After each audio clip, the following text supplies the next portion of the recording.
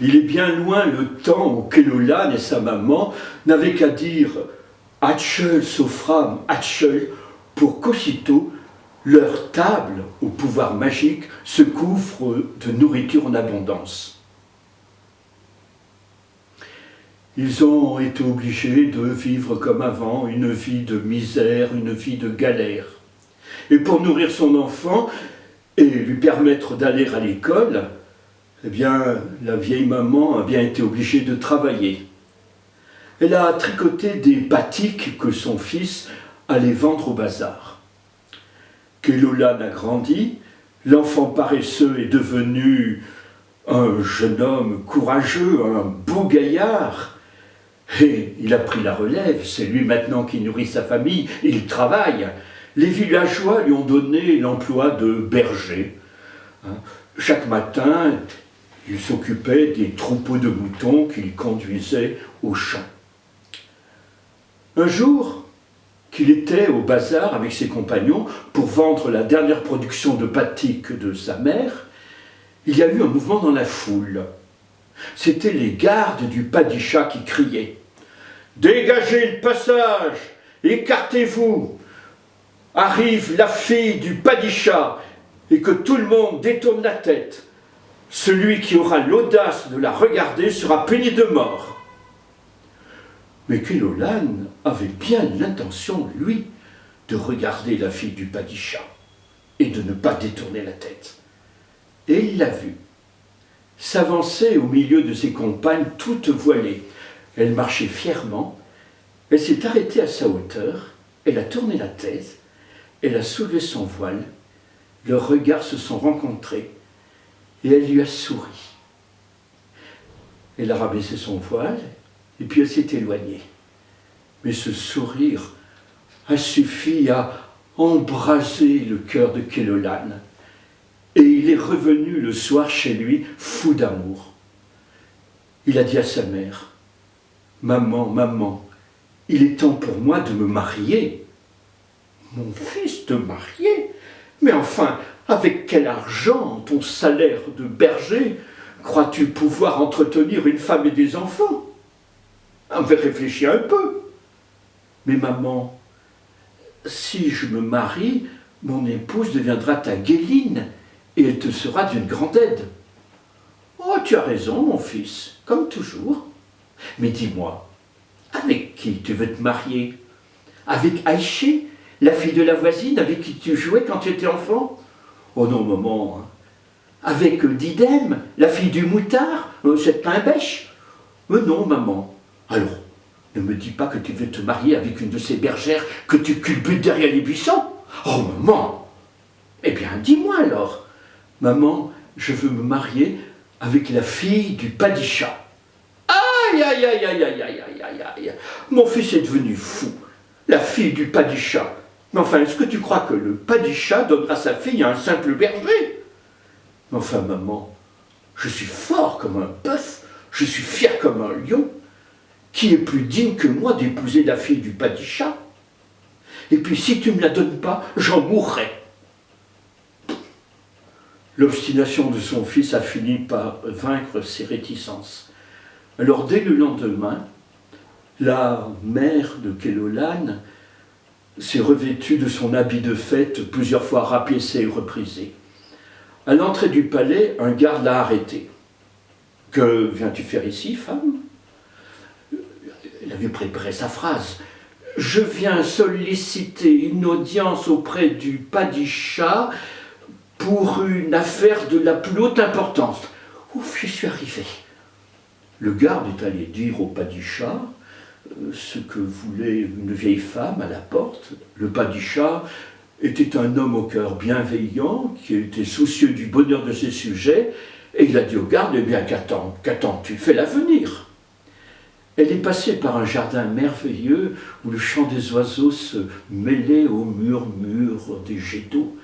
Elle a traversé des pièces plus belles les unes que les autres. Mais elle s'est dit que jamais elle ne voyait son fils dans un tel décor. Elle s'est inclinée devant le Padishah qui était assis sur son trône. « Eh bien, femme, quelle plainte as-tu à formuler? ou quel souhait. Ou, mon padishah, mon fils.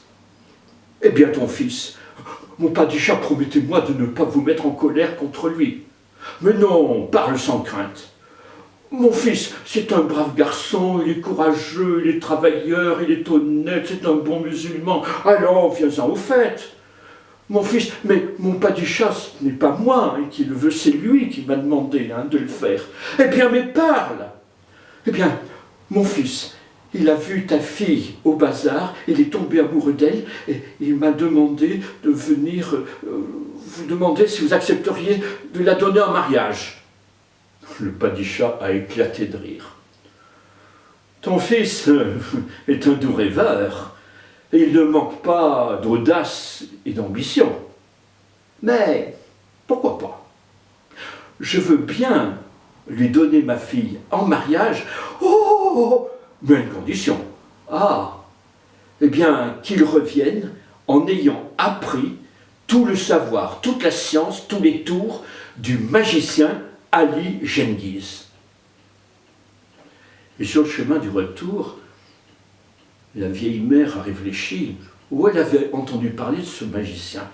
Il n'habitait pas très loin, au pied de la montagne, et on savait que c'était un homme qui s'adonnait à des arts occultes, qu'il avait des pouvoirs extraordinaires, qu'il acceptait de prendre pendant 40 jours des jeunes gens pour les tester, les éprouver, avant d'accepter de les prendre en apprentissage. Mais on savait aussi que ces jeunes gens, au bout de 40 jours, disparaissaient.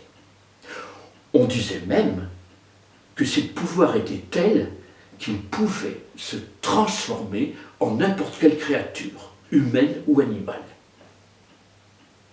Le soir, il y a Kelolan qui a dit à sa mère, « Alors maman, qu'a dit le padishah?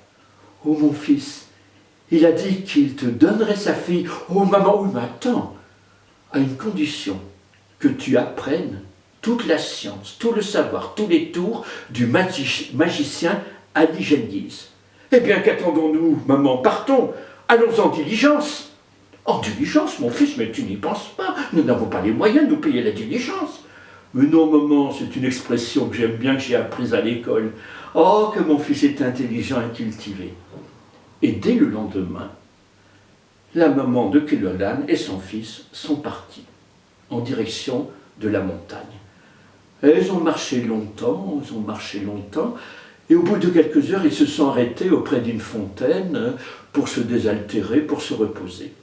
À ce moment-là, ils ont vu une espèce de petit bonhomme, comme un nain, curieusement accoutré, on aurait dit un clown, qui leur a dit « Mais qu'est-ce que vous faites sur mes terres ?» Nous sommes à la recherche d'Ali Genghis, le magicien. Mon fils voudrait apprendre toute sa science, tous ses tours de magie.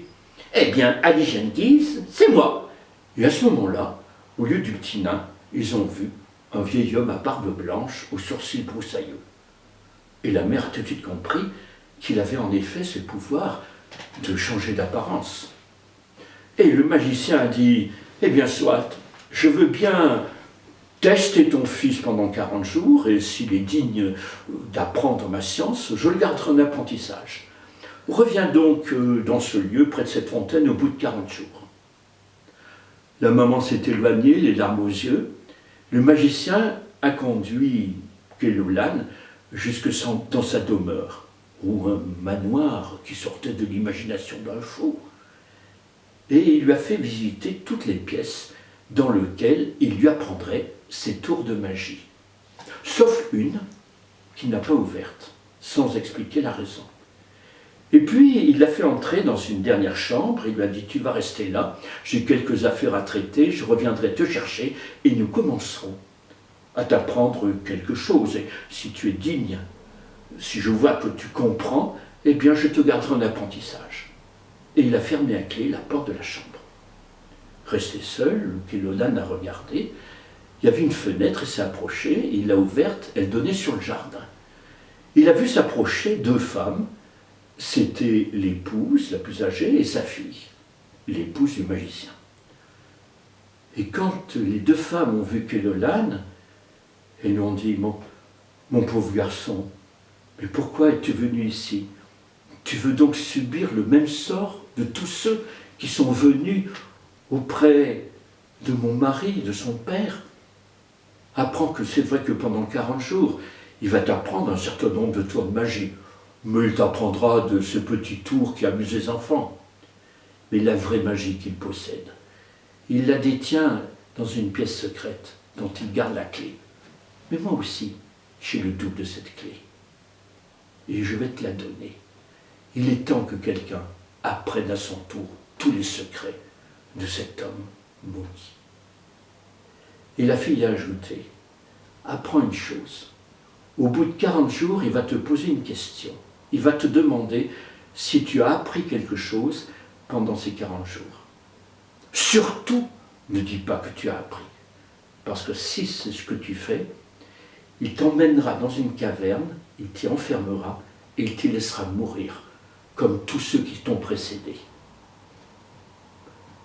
Et la mère lui a donné la clé qui ouvrait la chambre secrète.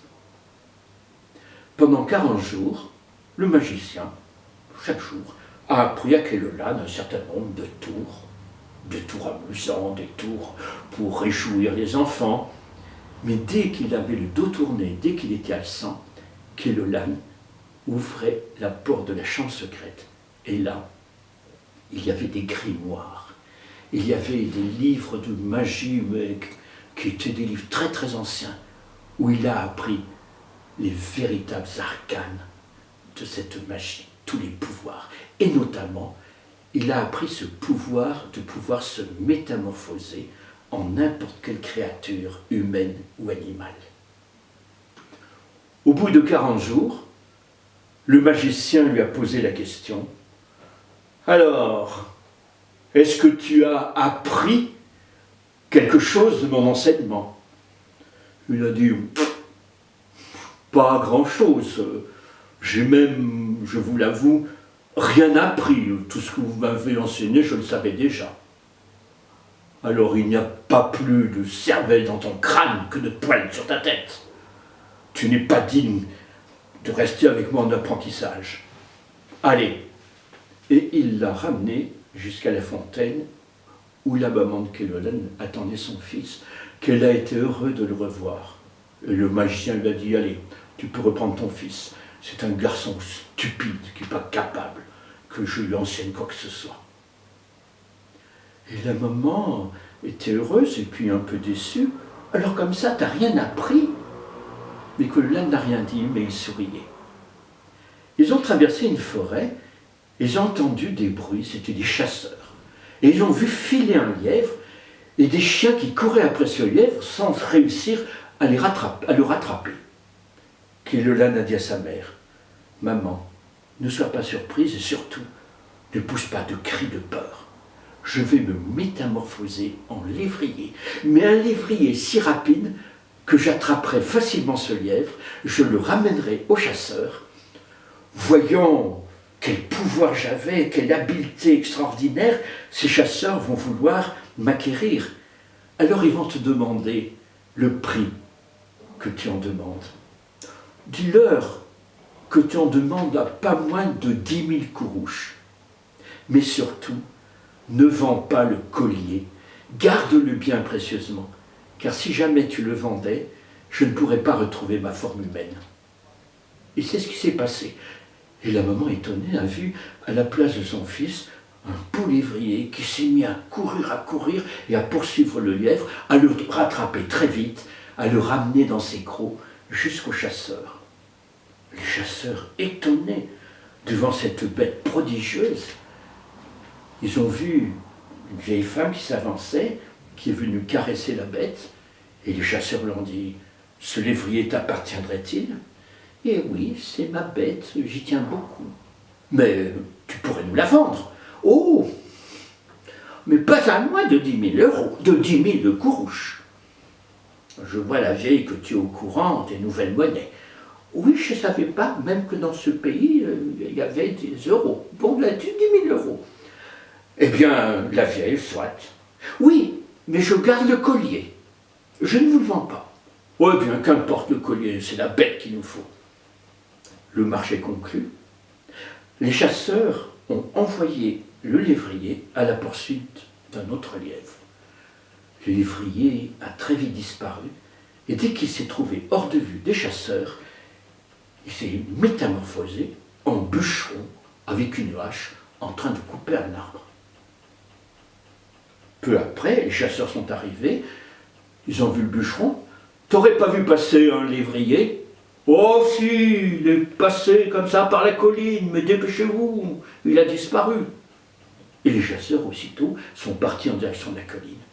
Alors, le bûcheron a repris sa forme de Kelolan. Il est allé voir sa mère en lui disant « Tu vois, mère, maintenant, nous n'avons plus aucun souci à nous faire. Chaque fois que nous aurons besoin d'argent, je me métamorphoserai en animal, tu iras me vendre au marché, je reprendrai ma forme humaine, et voilà, le tour sera joué. » Il en a été ainsi. Mais Ali Genghis s'est assez rapidement rendu compte que ce Kelolan l'avait trompé. Ou il a bien entendu ces mystérieux animaux qu'on vendait au marché qui disparaissaient. Alors, ce jour-là, il est allé au marché, sous une nouvelle apparence. Et ce jour-là aussi, Kelolan a dit à sa mère « Maman, tu vois, il ne nous reste plus beaucoup d'argent, alors aujourd'hui, je vais me métamorphoser en bélier. Tu me conduiras au marché, tu me mettras une corde autour du cou, mais quand tu me vendras, pas moins de 10 000 kourouches ou euros, enfin je ne sais pas, tu verras quelle est la monnaie. Et surtout, fais attention, garde la corde, ne la vends pas, car si tu la vendais, ben, je tomberais au pouvoir de celui qui m'acquérait, et puis surtout, je ne pourrais plus reprendre ma forme humaine. » Ils sont arrivés au marché. Le magicien, Ali Genghis, tout de suite a reconnu la femme. Elle, sous sa nouvelle apparence, ne l'a pas reconnue. Il s'est approché et il a dit « Femme, il est à toi ce bélier ?»« Eh oui, c'est une bête auquel je tiens beaucoup, et je ne m'en séparerai que si on m'en offre une somme suffisante. » « Eh bien, combien le vends-tu ?»« Pas moins de 10 000 kourouches, mais je garde la corde. »« Allez, femme, si je te donne 20 000 kourouches, donne-moi la corde. » 20 000 kourouches, jamais elle n'a vu une somme pareille, alors elle a oublié ce que lui avait dit son fils, et elle a commencé à donner la corde au magicien. Et au moment où le magicien s'apprêtait à mettre la corde autour du cou du bélier, le bélier aussitôt s'est métamorphosé en moineau, qui s'est envolé vers le ciel. Aussitôt, le magicien s'est transformé en faucon et s'est mis à poursuivre le moineau. Le moineau a volé au-dessus du palais du Padishah. Il y avait la fille du Padishah qui était à sa fenêtre, qui rêvait. Elle rêvait de ce beau jeune homme qu'elle avait une fois par hasard rencontré au bazar. Arrivé au-dessus de la fille du Padishah, le moineau s'est transformé en bouquet de roses, hop, qui est tombé sur la poitrine de la fille du Padishah. Elle en a respiré l'odeur. Elle est descendue dans le jardin. Il y avait son père, le Padishah. Et à ce moment-là, ils ont vu s'approcher un mendiant. C'était le magicien qui avait pris cette apparence. Et qui a dit au Padishah « Oh mon Padishah, pardonne-moi, mais j'avais un bouquet de roses auquel je tenais tant. Un oiseau me l'a dérobé, il s'est envolé et il l'a laissé retomber. Et je crois que c'est celui que votre fille tient contre son cœur. » Alors le Padishah s'est tourné vers sa fille. « Eh bien ma fille, il est temps de rendre ce bouquet de roses qui appartient à ce pauvre mendiant. » Mais la fille, en serrant encore plus le bouquet, a dit « Mon père, c'est ma destinée, c'est mon kismet, je ne peux pas m'en séparer. » Mais le père était Padishah, il était père, et il a fait là voir que c'était un ordre auquel elle ne pouvait se soustraire. Alors à contre-cœur, elle a tendu le bouquet de roses. Mais au moment où le magicien allait s'en emparer, le bouquet de roses s'est transformé en grain de blé qui s'est éparpillé sur le sol. Aussitôt, le mendiant s'est transformé en poule et a commencé à piquer tous les grains de blé. Mais il en est resté un seul qui, vite, s'est métamorphosé en renard, a sauté sur la poule et l'a dévorée. Le Padishah et la fille sont restés muets devant un tel spectacle. Quel génie incroyable! étaient en train de se battre. Et quand tout d'un coup ils ont vu devant eux un jeune homme, oh, la fille a reconnu tout de suite celui qu'elle avait vu au bazar, avec qui elle avait changé un doux regard. Et lui, il s'est présenté. Je suis bien Kelolan. Je te rappelle, Padishah, que ma mère est venue te voir pour demander la main de ta fille pour moi. Et tu l'as répondu que si je revenais, en ayant acquis tous les pouvoirs, toute la science du magicien Ali Genghis, tu me donnerais ta fille en mariage. Le Padishah, eh bien, parole de Padishah était parole de Padishah, il ne pouvait y revenir. Et d'autant qu'il se disait que les nouveaux pouvoirs de Kelolan pouvaient être dangereux pour lui. Alors, il a accepté. Eh bien, je tiendrai ma parole et ma fille sera à toi, tu pourras l'épouser. Alors vous me direz que l'histoire pourrait se terminer par 40 jours de fête, d'un beau mariage. Eh bien non. Kelolan a dit, mon Padishah, vous êtes quelqu'un que je respecte, vous tenez votre parole. Votre fille est la plus belle fille que j'ai jamais vue de ma vie. C'est vrai, mais elle est fille de Padishah. Et moi, comme le pense ma mère, je me vois mal dans un pareil décor, dans un palais. Et puis, la fille d'un Padishah, eh bien, peut-elle épouser un simple berger? Non, elle trouvera quelqu'un qui est beaucoup plus digne que moi. Et à ces mots, il est sorti du jardin.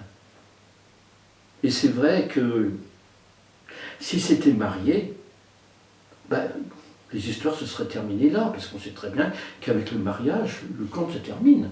Et comme moi j'ai envie de continuer à raconter des histoires de Kelolan, je préfère qu'il ait eu le courage de dire non au Padishah.